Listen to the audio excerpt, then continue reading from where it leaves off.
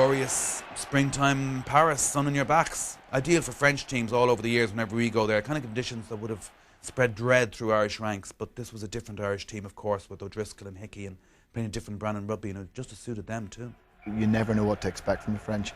We've gone in the past and been in the end of some fairly tough days. But at the same time, over the previous couple of years, we'd gone there, we'd pushed them very close 2 years before.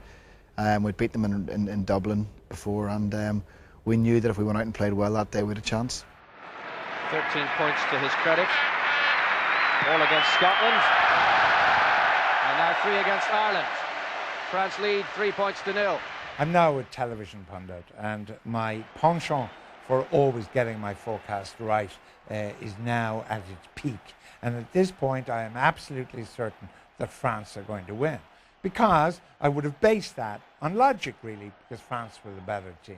But then, of course, there is no legislation for genius. Just as we couldn't legislate for Gagan or Kyle or Campbell, there was no legislation for O'Driscoll. When you're in Paris, there's always an element of fear going out there. Having not won there in the best part of 25 years plus, we were a little bit worried, and at the same time we were hopeful because we felt we had a team that could go out there and perform. And as it happened on the day, we did just that and played some of our best rugby that I've seen an Irish team play. It was a new professional rugby, it was a new game, and we had young players, and Ireland were playing a different style of rugby, playing a very confident style of rugby, and it was very attractive rugby as well as that. We had a level of confidence that we could do something. We were nervous, but we thought, yeah, we're good enough to actually win this. Probably wouldn't have been so nervous if we knew what was kind of coming up ahead. In the first 20 minutes, it was all France. And France had started with their normal whirlwind kind of possession, second phase, third phase, fourth phase, fifth phase. And the Irish team were gasping at the time just to try and hold breath, chase these guys, close them down, and get their hands on the ball. Here's Messeron's shot at goal, beautifully stopped. 6-0. France were on fire. They were doing everything. They were running everything. They were playing with typical French panache, flair. It was an awesome display, yet our defence hung out and we were only a few points down. And I remember looking over at the French front five, and they were absolutely shattered. The difficulty, George, is that Ireland are putting in so many tackles now that you feel that can't go on for 80 minutes, and you'll be getting third legs and substitutions, tactical substitutions may be important in the second half. They were very, very patient. They waited and waited and waited. And in the end then, they were well on top. And then the tries came when they had got on an equal footing with the French pack. The likes of O'Driscoll in the centre, like it was pure magic. I mean, where else would you see an Irish centre scoring like that? That was Easterby.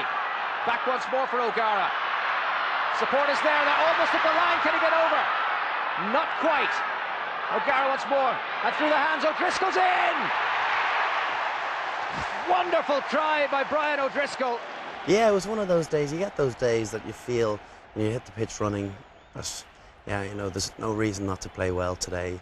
I was feeling fit, kind of conditions that you dream about playing in, so I thought to myself that it's no reason not to have a good one. Although rightly O'Driscoll gets the credit for his amazing 3 tries, you think of a moment like Dennis Hickey chasing down Martin Masso at a time in the match when if France score a try, we're probably a beaten team. It's going to be a hell of an uphill struggle from that moment on.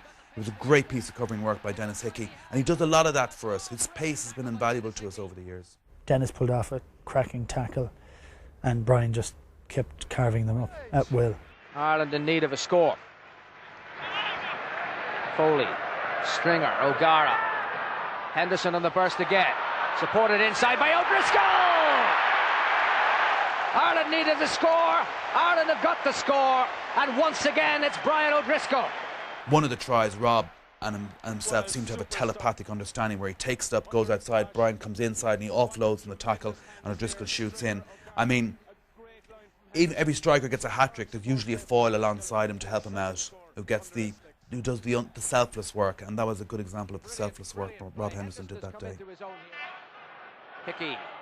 The last half hour of that was a really class performance, not a gutsy performance, a class performance by an Irish team. It was great to see it, and it was great to see we really have a threat in our backline, which was the stars coming through. Dennis Hickey's found a gap. The third try was just sheer brilliance. He scooped the ball up off his toes and went into the post, and from then on everybody says this guy is a star. And I suppose the unfortunate thing is that everybody is now marking Brian O'Driscoll because of that. But picked up by O'Driscoll. Here he goes again. Brian O'Driscoll is in for a magnificent hat-trick.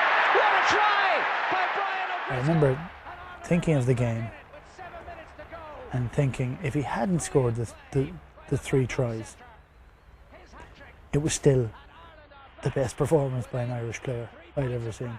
He was truly incredible. And I remember feeling happy to be involved in a team where we had a player of his standard. We played some great rugby that day. We scored some very, very good team tries as well. And it was a huge game for us to win in France after such a long period of time. From the day itself, I wouldn't have remembered a huge amount. If you asked me this question the day after it, I probably wouldn't have remembered a huge amount. But I've watched the videos once or twice, and yeah, sure, I can pretty much reenact the whole game for you if you want. This is going to be the end of it if Ireland have the possession. Stringer has it, and he kicks it clear into touch. It doesn't matter, it's surely the last kick of the game. Surely the last kick. Yes! It is the last kick of the game, and Ireland have beaten France. Somebody had given me going out 2 tickets to give to somebody on the way into the ground. And because I was rushing from the metro to get to Stade de France, I forgot I had them in my pocket. And anyway, it was literally 5 minutes to 3 when I ran into the ground that day. And there were 2 mint condition tickets. So since the game, I've since given them to Brian, because he has them as a souvenir now of that special day. He actually has the full ticket, full mint condition, or 2 full mint condition, that I think in time will mean something to him.